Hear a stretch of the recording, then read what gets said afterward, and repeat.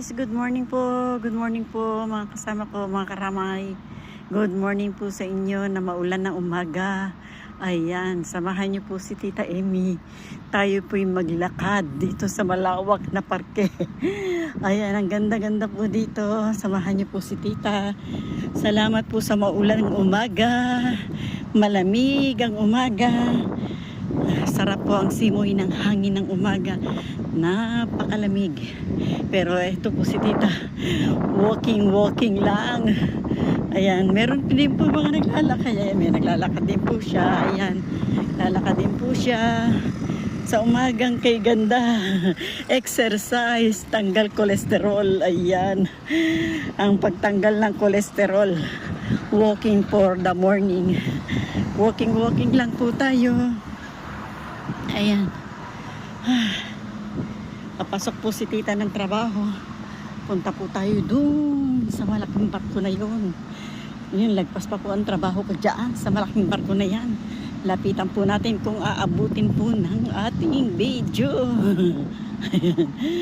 Kung aabutin po ng ating video, lapitan po natin siya. Ay, nagbababaan po lang yata ang pasahero o nakababa na. Ang ganda po talaga dito. Doon sa bundok na yun. Yung pong bundok na yun. Marami pa pong bahay doon. I-zoom ko po kayo. Ayan, sa bundok po na yan. Marami pang bahay. May mga kuryente rin po dyan. Kuryente, tubig. Kahit po nasa langit na, nasa saan pong sulok ng ano, kahit po na mataas na po yung lugar nila, ay meron pa rin pong ilaw at tubig yan. Opo. Ayun po yung barko. Malamang po isum ko na lang para makalapit tayo agad. Kasi po yata hindi aabutin ng ating video. Medyo malayo po eh. Ayan, isum natin yan mamaya. Pag medyo nakalapit tayo ng konti, isum po natin. Ayan. Hingal-hingal po si Tita Amy kasi madulas po ang sahig. Pag po laging naulan, madulas po ang sahig.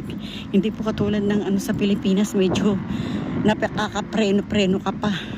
Dito po ay masyadong maano po yung sahig nila, madulas.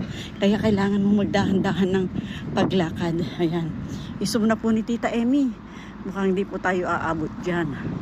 Ayan po ang barko. Isum na ni Tita Amy. Mukha pong medyo malayo pa yung lakad natin. Dapat doon pa po tayo banda. Sa banda roon pa. Pero hindi na po natin kakayanin.